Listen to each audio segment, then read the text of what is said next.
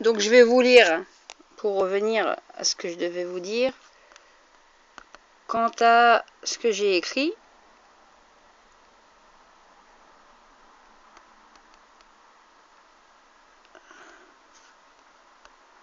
Alors, on revient. Peuple algérien d'aujourd'hui. Aujourd'hui, les Hanancha ainsi que d'autres berbères ne sont pas assez considérés par certains de nos politiciens algériens, d'amnésiques berbères arabophiles. L'Algérie ne fait pas partie du monde arabe et elle n'en fera jamais partie. Que l'union des Arabes se fasse donc entre Arabes. Si beaucoup ont du mal à l'entendre et à le comprendre, ils s'y feront par leur propre prise de conscience et par de l'instruction. C'est idéologique et ça a été déclaré au temps de Nasser. Sans compter aussi l'erreur de Houari Boumediene d'avoir fait de la langue arabe la première langue nationale, ni du Cheikh Abdelhamid Ben Badis, intellectuel anticolonialiste et religieux algérien s'étant réfugié et instruit un temps en Tunisie, qui a proclamé que nous étions musulmans et que la langue arabe était notre langue. Ces erreurs sont explicables de par le changement et les révolutions arabes qui ont influencé par l'esprit de solidarité contre l'oppression, ce sentiment de lutte commune et ce sentiment d'appartenance arabe. Il n'en reste pas moins qu'il soit un sentiment et non une réalité. Non, l'arabe n'est pas notre langue, mais nous pouvons en faire une langue adoptive, au même titre que le français au deuxième degré et jamais au premier. Erreur monumentale que de figer la confession musulmane à l'arabité.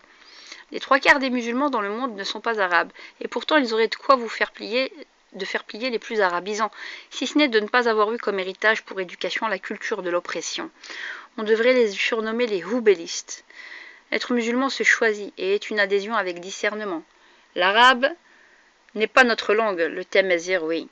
Dans l'histoire de l'humanité et de l'islam, les plus grands savants et savantes musulmans n'étaient pas arabes, ni pour autant arabophones pour enseigner les préceptes de l'islam à la population. Je lis vite parce que je condense la vidéo, mais être musulman ne s'hérite pas. On hérite d'une culture empreinte d'us et de coutumes musulmanes. Là est toute la nuance. Je choisis d'être musulmane comme demain je ne sais ne plus y adhérer. Inch'Allah que je meurs musulmane. Le crime d'apostasie n'est qu'une construction humaine. Humaine. Dieu nous a créés libres d'adhérer à son message ou pas. Que les pharaons s'y résolvent. Dieu est au-dessus de nos manigances et recherches de prise de pouvoir. Il a créé pour cela la raison et le discernement. Vous ne cherchez qu'à les couvrir pour vous nous aligner sur votre raisonnement afin d'asservir les autres êtres humains. Dieu dit « Je suis auprès de mes serviteurs telle l'idée qu'ils se font de moi. » Plus belle synthèse, il n'y a pas. Alors, je conçois Dieu différemment de mon voisin, qu'il soit musulman ou non. Jamais vous ne m'alignerez à votre pensée unique. Toute cette idéologie et ces visions se propageant aussi bien en France, en Belgique et ailleurs se sont cumulées pour nous faire oublier qui nous sommes réellement et rendre nos pays démocratiques en pays théocratiques pour ne pas dire de nouvelles dictatures. L'aspect externe de démocratie est une vitrine, mais le vécu des gens sur un plan pratico-pratique est tout autre. Ce n'est d'ailleurs plus qu'au niveau religieux que cela se joue, mais avec tous les lobbies qui finalement musellent le peuple dans son entièreté. Ce ne sont pas nos religieux esclavagisés à la vision moyenne orientale, ni les dévergondés du pouvoir qui doivent diriger le pays. L'enthousiasme et l'inconscience nous ont fait glisser trop vite à adhérer à des concepts qui ne sont pas les nôtres et une culture nationale fabriquée. Notre culture nationale en Algérie ne peut être autre que notre arabité, à laquelle s'ajoute l'histoire de France, notre histoire ottomane, l'histoire islamique, etc. Mais jamais le contraire. Ce n'est pas la berbérité qui est nouvelle dans le paysage de l'Algérie, mais l'amnésie et le vide intellectuel de nos politiciens qui l'ont rendue petit à petit étrangère et répulsive aux yeux de ses propres enfants. Parmi les berbères, il y eut de toutes les confessions, et cela n'a jamais posé de problème. La berbérité, comme on dirait la francité aujourd'hui, était donc au-delà de l'origine pure et simple, la citoyenneté d'El Jazaïr, et c'est bel et bien la langue berbère qui fut parlée dans tout le pays. Le mot Qabaïl est un mot arabe qui signifie tribu. Nous existions bien avant la visite de quelques Arabes, mais encore aujourd'hui. En réalité, les Berbères représentent les 98% de la population algérienne. Espérons que les consciences s'éveillent. Et quand bien même on nous le confirmerait, les paroles ne suffisent pas. Il n'y a dès lors aucun besoin de parler de mouvements indépendantistes kabyles et berbères dans son ensemble, tel le MAC, mouvement pour l'autonomie de la Kabylie, créé par M. Farhad Mehanne, car le peuple inconsciemment a été conditionné à se prendre pour des Arabes et n'est pas mûr pour dissocier l'idéologie islamique qui est tellement bien ancrée dans les esprits de façon à voir et à faire la propagande que les Kabyles ne seraient pas des musulmans. Or, le cœur de la problématique se situe bel et bien à ce niveau. La Kabylie a connu des drames par le pouvoir et la non-prise de conscience des officiers ayant tiré sur leurs propres frères. L'indépendance de la Kabylie risquerait de créer de sérieuses représailles et de générer des bains de sang et des querelles fratricides inutiles. Bien que la frustration puisse largement se comprendre, cela ne donne en rien le droit de diviser le pays. Il suffit d'une simple prise de conscience des citoyens pacifiquement et que les politiques mettent l'accent dans les programmes scolaires, la priorité de la langue amazigh et que l'on se réapproprie notre culture auprès de nos anciens. L'amazigh n'est pas qu'une langue, un état d'esprit, mais aussi toute une culture sur laquelle s'est forgée la personnalité de nos vaillants aïeux, de l'ouest jusqu'à l'est du pays. Y renoncer ou la mettre en seconde loge, c'est choisir de s'amputer de son propre bras. Mettre la langue amazigh dans la Constitution est un placebo et une loi pouvant être occultée comme tant d'autres déjà mises dans la Constitution et dont les députés n'en ont cure. Je n'ai pas du tout aimé la diabolisation de M. Farhad Mehanne, fondateur du MAC, par la députée Naïma Salhi qui l'a insulté de terroriste. Je tenais donc à lui répondre. Les premiers terroristes, madame, sont les terroristes de la pensée unique qui n'acceptent aucune divergence. Puis vient ceux qui n'acceptent pas d'autres conceptions de l'islam. Puis vient ceux qui nous imposent leur seule et unique vision de ce que doit être la société. Vous cherchez à tirer sur une ambulance pour gagner du galon, madame. De plus, il me semble que votre conception de la bonne femme musulmane, masha'Allah, en faisant la promotion de la polygamie, laisse à désirer. D'ailleurs, comment ne pas tomber dans de l'idéologie qui sublime la polygamie alors que le prophète Mohammed sallallahu alayhi wa sallam fut monogame avec Khadija pendant 25 ans? Je m'attarde sur la question dans le chapitre sur l'islam. Mais je peux déjà vous dire que la plupart sont des transgresseurs et des pervers, usant de l'islam à leur guise pour lui faire dire ce qu'il n'a jamais dit. À l'époque, c'était l'anarchie totale. Or, le verset coranique parlant polygamie n'a jamais été fini d'être lu jusqu'au bout par ces messieurs, il me semble. La polygamie fut instituée par Dieu uniquement par le prophète, pour le prophète sallallahu alayhi wa sallam et pour les anciens de son époque qui, par alliance et pédagogie, faisaient résorber l'anarchie. Or, il me semble que nous n'avons qu'un seul cœur.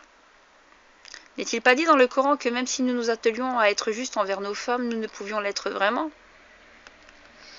Le prophète sallallahu alayhi wa sallam n'a pas accepté la polygamie pour sa propre fille. Comment donc l'accepter pour celle des autres et accepter de détruire des foyers en étant en seconde ou troisième position? En tant que femme qui aime son mari, je me demande comment arrivez-vous à concevoir de le partager? Cela relève de l'imbécilité et de la culpabilisation des femmes par les pervers, parlant au nom de Dieu. C'est normal. Je vous dirai, car lorsque l'on n'est pas la première épouse, les transgresseuses telles que vous n'ont aucun remords, ni le pervers qui vous sert de mari. Si nous étions en temps de guerre ou que vous seriez veuve avec des enfants, cela se comprendrait amplement. Cela s'appelle de la prostitution halal déguisée. C'est tout simplement, madame. Il ne faut pas se cacher avec de fausses excuses. On a eu tendance avec nos exégètes, qui ne sont quasi que des hommes servant la cause des hommes, à avoir affaire qu'à des pervers ayant dévoyé le message divin pour leur propre passion. Il vaut mieux un bon divorce en bonne et due forme, dans des conditions saines, que l'anarchie et le bordel que vous nous vendez et proposez. Quand on voit le fiqh de ceux qui le promeuvent, il n'y a qu'à regarder le bordel dans leur société pour surtout ne jamais chercher à penser comme eux ou s'inspirer d'eux. On mettra en symétrie l'anarchie sexuelle hors mariage pour faire la promotion de la polygamie. Puis on mettra en opposition l'islam vs les non-musulmans. Ces clivages sont très dangereux, mais expliquent aussi l'obscurantisme dans lequel nous vivons. On invectivera aux femmes musulmanes n'étant pas d'accord avec ces conceptions, de ne pas être des musulmanes comme il se devrait, et oser leur dire qu'elles seraient dans l'égarement, et en guerre avec Dieu, en guerre avec Dieu. Aïe, polygamie, on va se calmer. Je suis même pas à 2 pages. Allah, je vous ai tous dosé, 600 pages. Allah, il est Vous êtes capable de les lire? Aïwa. C'est vous la réponse. Réponse à les pervers al-fasiqoun. C'est vous les pervers al-fasiqoun qui huilez et imbibez de miel la mort au rat que vous cherchez à nous vendre au nom de Dieu. La norme, le bon sens ou le ma'rouf et la monogamie. La monogamie. Parce que monsieur aurait des envies, faudrait le lui servir à table sous la coupe du chantage. Que des trous du cul et des pédés se faisant passer pour des vrais hommes. Had l'ibada adoma. Pervers. Les vrais hommes sont monogames. Les vrais hommes sont monogames et aiment leurs femmes. C'est cela qui est naturel et inné. Si votre mari vous aime autant, madame, il devrait en faire autant en vous partageant. L'amour n'est-il pas réciproque, ou bien qu'à sens unique? En tout cas, la seule chose que je puis vous dire, c'est que vous êtes une dinde avec vos deux coépouses. Petit effet carotte. Ce genre d'homme moulinera à base de hadith le cerveau de sa femme jusqu'à l'épuiser psychologiquement et lui couvrir sa saine raison de refus. Il l'épuisera jusqu'à ce qu'elle acquiesce par contrainte et peur de déstabiliser les petits. Comment pouvez-vous prétendre vous faire donneuse de leçons aux autres femmes qui sont censées être vos sœurs et leur vouloir du mal en leur imposant insidieusement, sous couvert de conseils, c'est un conseil, de partager leur mari?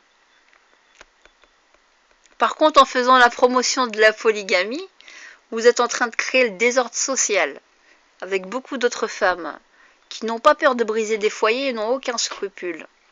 Elles deviennent des chasseuses. Vous les conditionnez à être des diables avec des apparences angéliques.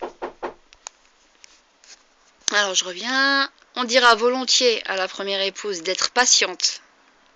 Hein? Ça comme connais sabra. Rabbi va te donner sabra. Wallo, dégage-le avec le fer. قالك كوني صابرة supporte. انت ما تقبلش. انت en tant qu'homme ما تقبلش واحد بركي يخزر مرتك. الاخرى في فراجها نورمال. قالك non, tu vas avoir la récompense divine. حسبتونا دجاجات والله العظيم.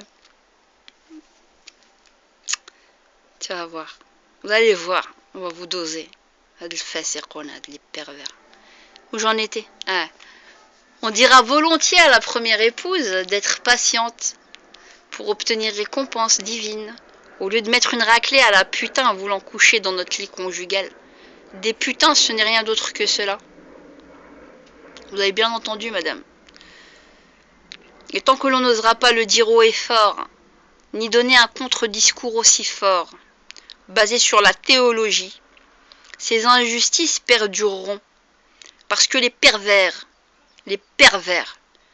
se sont chargés pendant tant d'années, des siècles même, à rendre les cerveaux des musulmans de vraies poubelles éthiques en toute inconscience.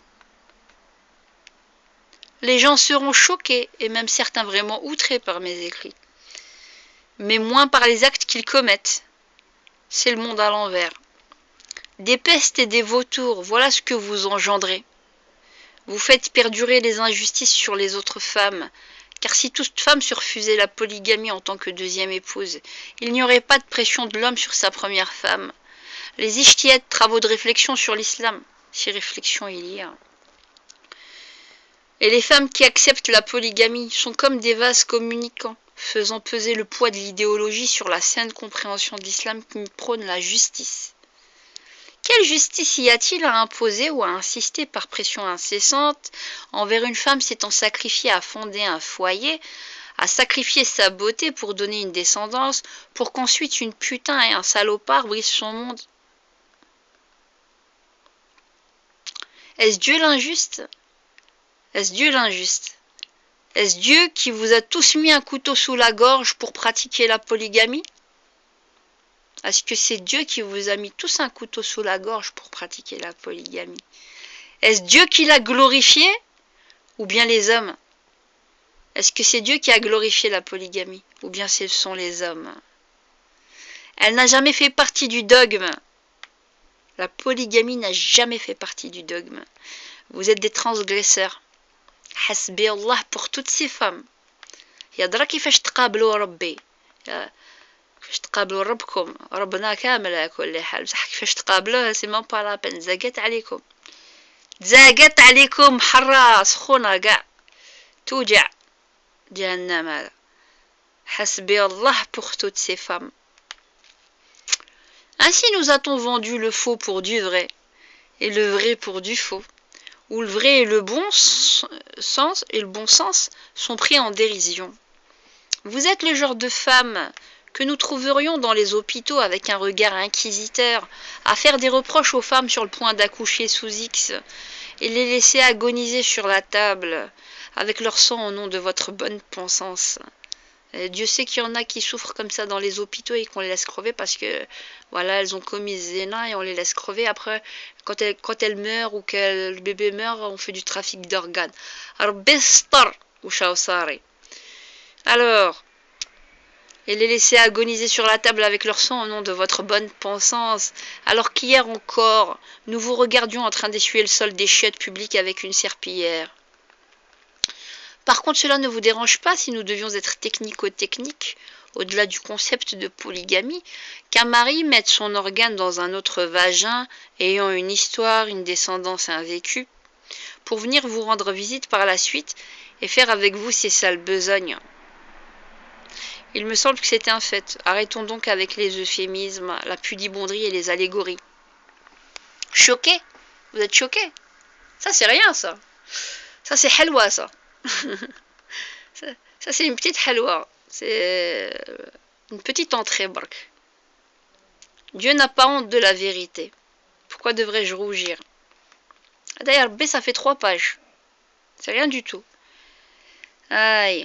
Cela choquera surtout ceux qui ont eu l'habitude de se mentir et que la vérité insupporte. Ah, les pervers. Les diables et les diablesses.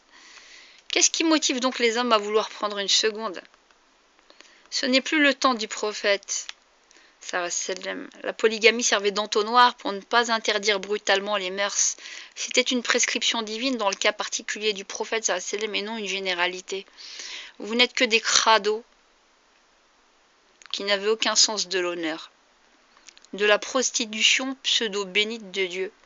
C'est ça que vous nous avez vendu avec votre polygamie de merde. Trichez tous. Faites toutes les combines possibles et inimaginables pour essayer de rendre le haram halal. Mais sachez que les fraudeurs crameront en enfer le jour du jugement dernier. Si nous devions définir les femmes se mariant avec des hommes mariés, un mot les résumerait. Gourgandines. En termes plus clairs, des poufiasses, des salopes, des grosses putes. Que voulez-vous? C'est le dictionnaire contemporain. Oui, oui, vous avez tous bien lu et entendu d'ailleurs.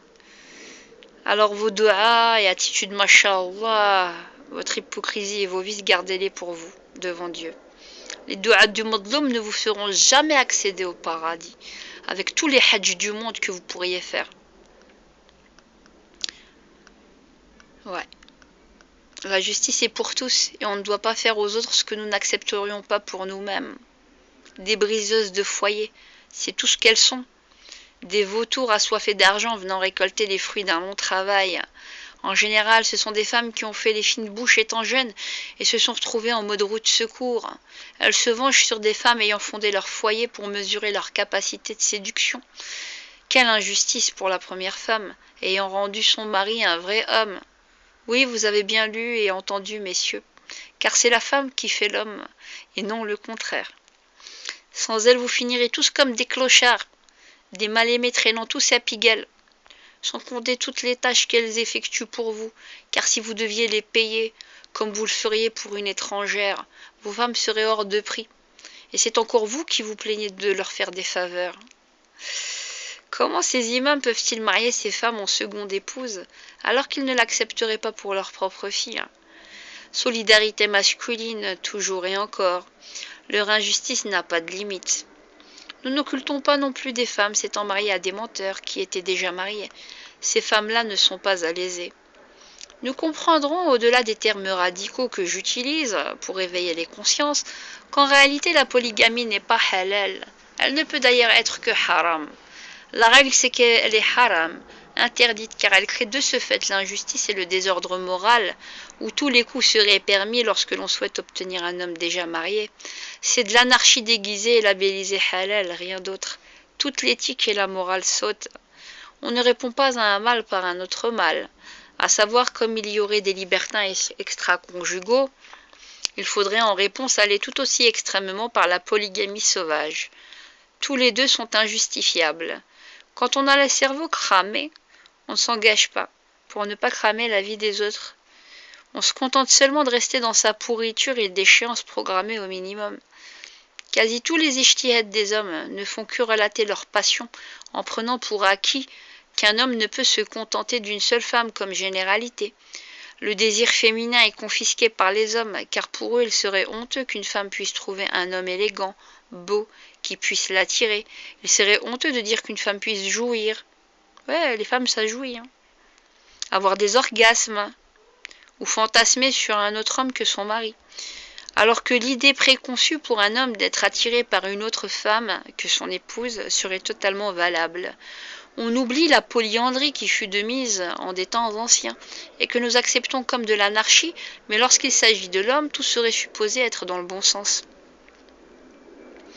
C'est une vue de l'esprit totalement masculine, et qui a essayé par-dessus le marché de domestiquer et de coloniser tous les esprits aussi bien féminins que masculins. Or, le fantasme n'est pas une réalité ni un péché et n'a nullement besoin d'être assouvi, mais un indicateur qu'il y a un déséquilibre dans le couple et un manque quelque part. Le fantasme est une sonnette d'alarme. Ceux qui pensent qu'un fantasme doit être assouvi sont en réalité ceux qui nous le vendent comme tel. Effet catastrophique assuré lorsque les personnes passent à l'acte. Qu'est-ce qui nous pousserait à fantasmer si ce n'est une fuite en avant face à des problèmes que l'on a du mal à gérer ? Le danger réside dans l'assouvissement des fantasmes et une course effrénée vers le plaisir en faisant abstraction de toutes les barrières morales. Nous devenons dès lors comme des animaux. La prétendue base dogmatique en islam quant à la polygamie est donc faussée à la base, sans compter la manière de tricoter le discours par ces dits théologiens qui prennent toujours comme axe l'homme. Or, la religion de Dieu est justice et est le noyau dur de l'islam. Vous comprendrez dès lors que la polygamie est haram par essence et halal dans des conditions très exceptionnelles et des cas de force majeure non liés au désirata de l'homme. Ce sont des enjeux bien supérieurs et moraux qui contraindraient l'homme à pratiquer la polygamie, car la responsabilité est très lourde et ceci est bel et bien une contrainte bien avant une pure jouissance. Ce n'est pas n'importe qui et n'importe quel rigolo qui peut assumer cette tâche. C'est cela la règle, car la raison et la sagesse ne doivent jamais être mises de côté. Les juristes exégètes qui nous disent qu'elle est halal de fait sont pour moi des menteurs et des transgresseurs. Aujourd'hui, la polygamie n'est rien d'autre qu'un caprice de vicieux, cherchant Dieu comme alibi. Voilà, madame, il ne suffit pas d'avoir un peu de galon et un poste de député pour tout se permettre, car vous ne vous sentez plus pété. Alors, pour revenir vite fait, quant à la question Amazir, c'était, tu vois, une parenthèse dans des parenthèses, mais c'est comme ça, de toute façon, le livre, il est tricoté comme ça. Il est comme ça. Pour revenir à la question Amazir, il faudrait donc un acte pratico-pratique de l'enseignement de la langue Amazir dès la maternelle et dans toutes les écoles d'Algérie, en faisant une transition efficace et en laissant les écoles bilingues. Simplement dans la paix et de l'intelligence, mais si les décisionnaires politiques souhaitent rester des confinis, ils nous emmèneront tous vers le chaos. La solution, selon moi, réside dans un changement profond politique du modèle actuel. Je suis pour que Dzaïr soit un pays fédéral coupé en 3 à 4 grandes régions, avec des parlements régionaux autonomes et des représentants défendant les intérêts de leurs concitoyens. Certains naïfs ne comprendront pas pourquoi j'utilise le terme de Dzaïr au lieu d'Algérie, mais c'est tout simplement parce que je suis pour la réhabilitation du vrai nom du pays avant le nom attribué par le colon français. Garder ce nom comme héritage reste une insulte et un reniement de ce qui l'a précédé. La civilisation n'a pas commencé avec la France, mais nous sommes et demeurons une civilisation à part entière et à un niveau égal. Notre civilisation fut ces derniers siècles diminuée, mais nous reviendrons aussi bien au niveau culturel, économique et spirituel à notre rendement maximal. La prise de conscience est déjà le début du changement. Je m'arrête ici. Parce que moi je ne vais pas m'amuser à tout vous lire, mais il y a des choses à dire. J'attends vos insultes.